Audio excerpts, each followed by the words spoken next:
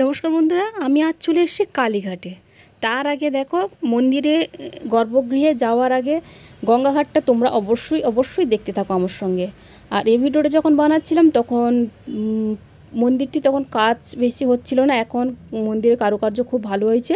আবার যখন যাব তোমাদের সামনে আপডেট ভিডিও দিয়ে দেবো। দুপাশে অনেক দোকান বসে থাকে এই গঙ্গাঘাটে যাওয়ার সময়, আর অনেক ইয়েও থাকে, মন্দিরও থাকে।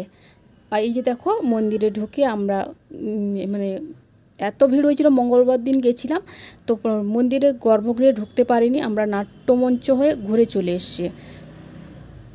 পরে পেছন দিয়ে ঢুকে নমস্কার করে চলে এসেছি। তোমরা যদি মঙ্গলবার করে যাও তো সকাল সকাল বেরোবে, কেননা ওখানে প্রচুর ভিড় হয় মায়ের মন্দিরে।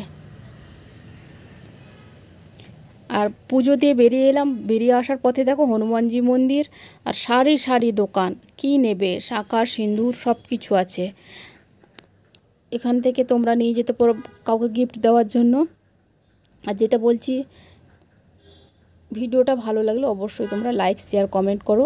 কমেন্ট বক্সে অবশ্যই জয় মা কালী বলে লিখবে। আর সকলে মা কালী তোমার মঙ্গল করুক।